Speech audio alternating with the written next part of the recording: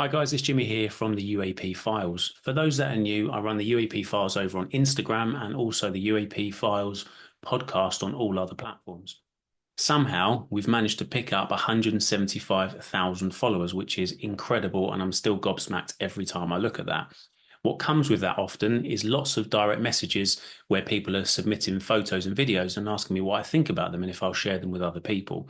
Some of those videos are great, epic, wonderful videos and photos. Other times, not so good. One of the questions that I get frequently, almost daily, is what do I suggest in terms of technology? What's out there that can improve video footage and data capture? And until now, I've never really been able to give a good product because there hasn't really been a product that's affordable for the mass market. And almost like magic, I'm contacted out of the blue by Dwarf Lab, a company that makes smart telescopes with object tracking. Super high definition, super zoom. It can track objects in the sky. It's got 100 GB built-in memory. I mean, it ticks a lot of boxes. We'll get into the details later.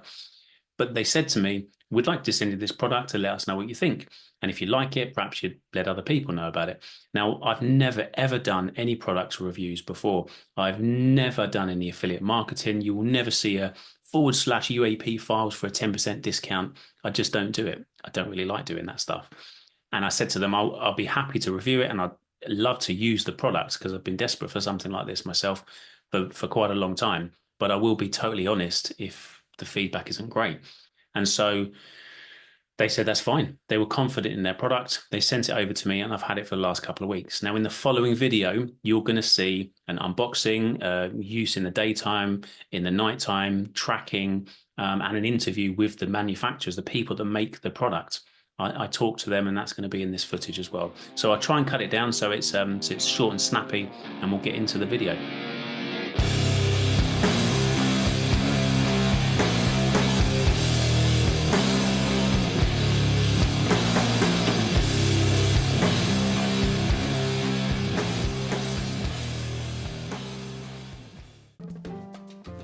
In the box, you get a very well-made case with an arm strap, the Dwarf 3 smart telescope, an instruction manual, a magnetic solar filter so that you can literally stare at the sun, a USB-C cable, a wipe cloth.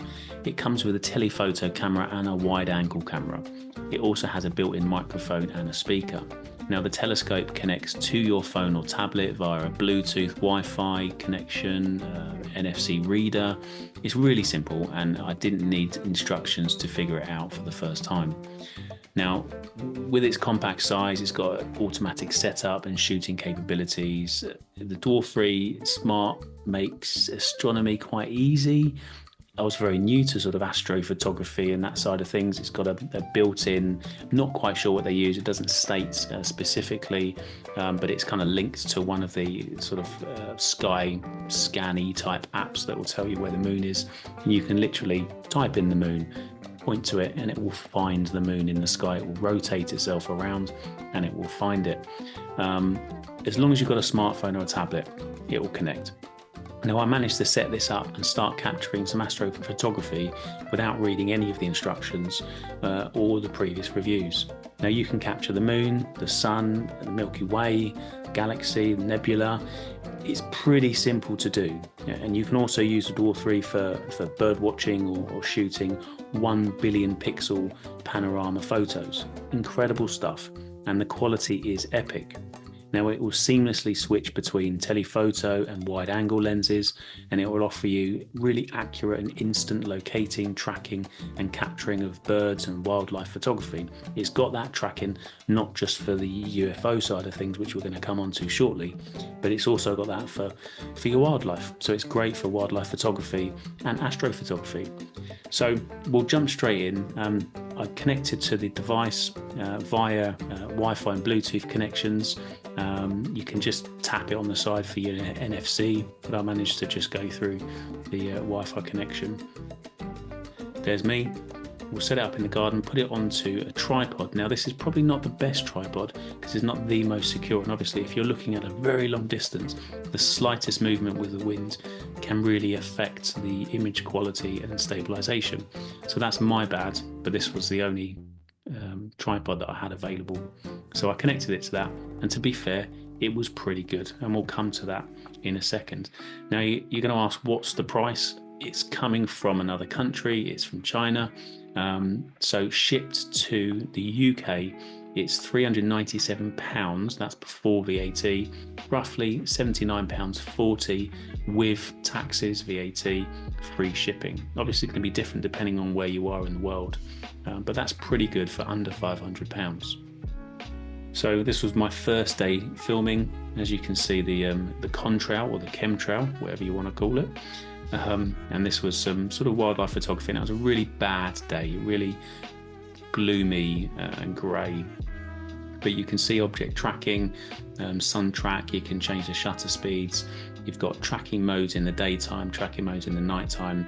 Now this is normal daytime tracking, so if you were to see an aeroplane, for example, in the sky, you could just lock on and zoom straight in. And here we go. This was the first night where I captured the moon. So I happened to see the moon was nice and clear in the sky, right above my conservatory. I zoomed in, and without reading the instruction manual, I was able to autofocus and pick up the moon, which I was pretty impressed with. As somebody that's not done a lot of astrophotography in the past, I was straight in there and I had a giant moon on my screen. So, I mean, that's pretty good. Now you can do stacking, and you can sit there and let it take hundreds of photos to make this image really, really clear. But this was within, as you can see, 15-20 seconds of looking for the moon.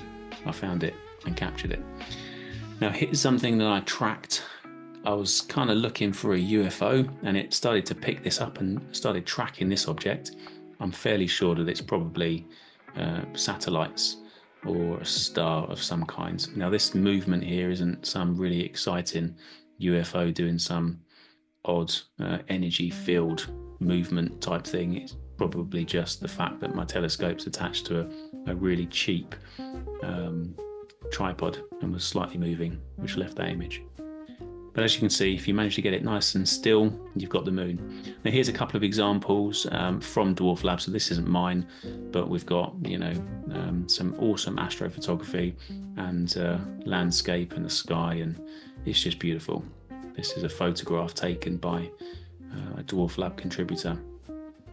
So the telescope is awesome for astrophotography, great for wildlife photography. It packs a lot into a small package.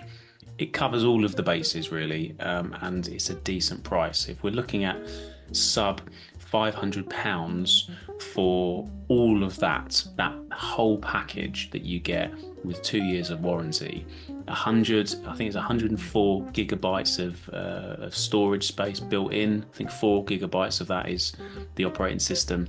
So about 100 gig stored on the device. You could leave it recording all night long and you'd still have probably 90% of your storage left, if not more so. Yeah, it's fantastic. My 9-year-old daughter was playing with this, having used it for about 3 minutes, and she was able to move things around and zoom into trees and leaves and birds and all sorts of different things.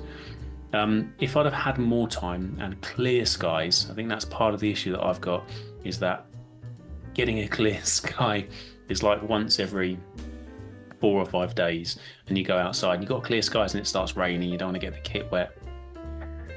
Look, it's got a UFO mode. Okay, let's dig into the UFO mode. Now, again, every time I've tried to use UFO mode, I've had a cloudy sky. Now, that's going to be the problem with any camera. Doesn't matter how good quality that camera is, unless we're talking about, I don't know, some kind of super, super high-tech thing that's thousands of pounds worth, some sort of sonar or infrared or thermal or whatever. We're not going to get that for under £500. So we have to be realistic. This is essentially a telescope that can look really, really far away, can zoom in, can clear up the picture, and has got a tracking function. Now, they've built the UFO tracking into this. It's specifically designed to find strange things in the sky, lights, and follow those objects for as long as they can, as long as they're in view, and it will tilt all the way around, sort of 180 degrees, almost back on itself, and then it has to come back again. So it covers that. It's great for that, and you can leave it switched on as long as you want. Now, in terms of the battery life, I left this on by mistake, classic Jimmy style. Tested it this morning. It's now midnight, almost midnight. And I left it. So tested it, put it back in the kitchen on the table, thinking, right, I'm going to try that again a bit later on. I went back out to have another go at the UFO mode, and I'd left it switched on all that time. And I think I'm down to about 35% battery. I've charged it once since I've had it for 2 weeks. So that's pretty good from, I don't know, 10 o'clock in the morning through to almost midnight. 35% battery left. It ticks all of the boxes. I haven't got a complaint for it, genuinely. Now, I wanted to be really honest in this video, and that if there was something I wasn't happy with, I would certainly talk to the manufacturer and say, look, in my opinion, this would be really useful. But actually, there isn't anything that I can put my finger on and say, well, that's not good enough, or you should add this or remove that. So as part of my due diligence, I spoke with Dwarf Lab, the company, and my contact there was a lady called Grace, who's a really nice lady. She had with her an engineer who was there to answer any questions that I had, really. So I'm going to play you some of that conversation just so you get an idea of who they are and what they're about and why they've made the pivot from astrophotography and wildlife photography to cater to the UFO market. It's also our first time to talk about the UFO feature. Yeah, brilliant. Okay. I'm excited about this. Brilliant. When did you guys start as a company? Actually, we have the idea to create a telescope to do the astrophotography maybe in 2021. Yeah, the end of 2021. We launched our campaign on Kickstarter and then on Indiegogo. Yeah. And actually, for the UFO mode, this is began with a unique user request back in 2022. One of our early backers, Philip P, reached out us with a fascinating use case. He wanted to use our Dwarf 2. Yeah, this is Dwarf 2 to capture the to track unidentified aerial phenomena, UFOs, and his persistent interest and follow-up motivated us to explore this feature furthermore. But we told him that we need to focus on astrophotography first, because this is our main feature that we advertise on the website. Yeah. It makes perfect sense, because we have this issue in sort of the UFO world where everything that we capture is blurry and far away, and everyone's like, that's blurry and that's far away. We need some kind of like a telescope, but it needs to be like a real smart telescope.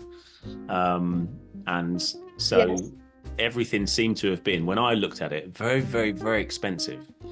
And I had a conversation with a guy from the Galileo project. I don't know if you're aware of the Galileo project. And they've got like... You have mentioned it in our letters. Yeah.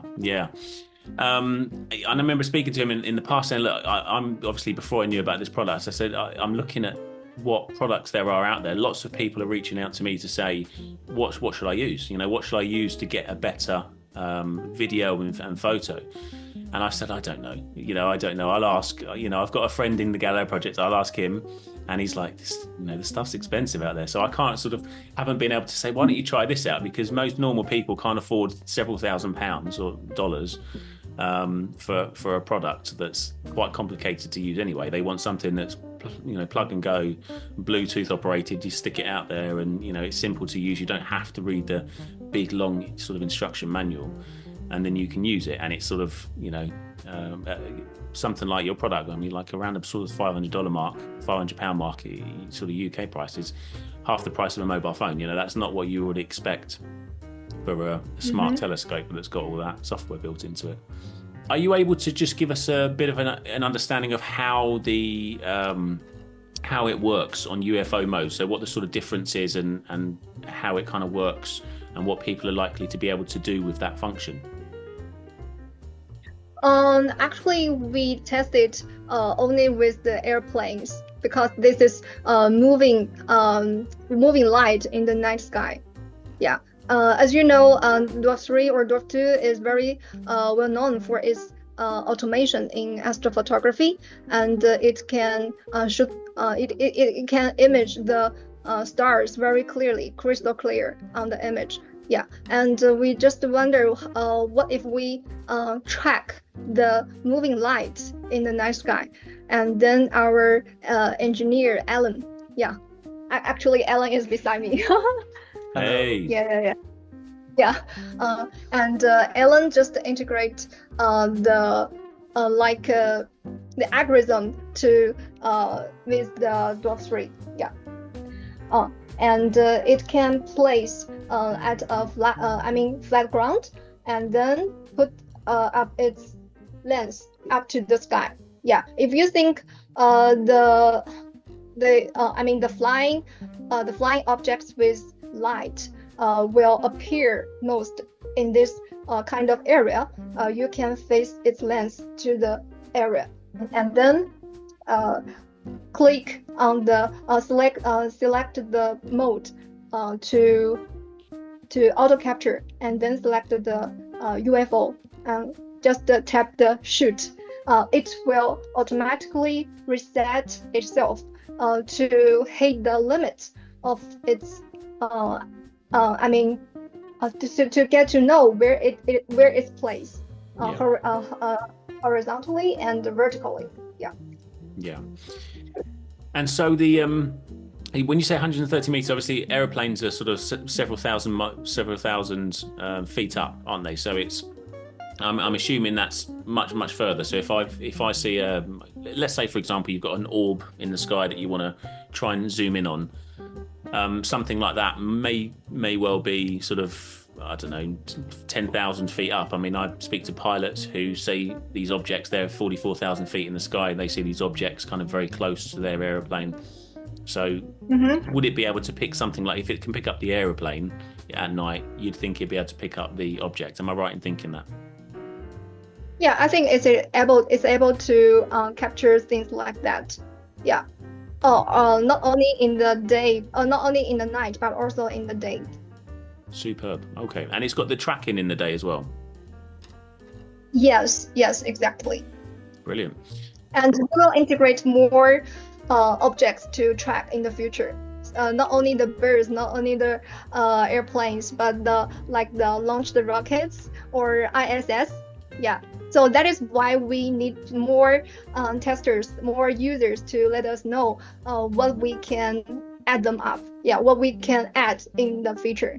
Yeah, superb. So the UFO modes, obviously you sent me the how-to kind of thing, and you said that's going public or being released imminently. You know, this week or next week? Did you say very soon? Yes, actually, it has been released on our latest update. Yeah, people can find it. Yeah, people can find it in the App Store. If they are iOS users, and for the Android users, they can download the app in Play Store. Yeah. Yeah, I think one feature I need to point out is that it has dual lenses, and this is the the wide angle camera, and this is the telephoto camera.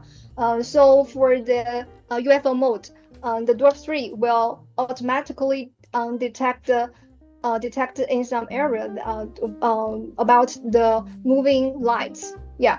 Once it's detected, it will switch to the telephoto lens and starts tracking and recording the video.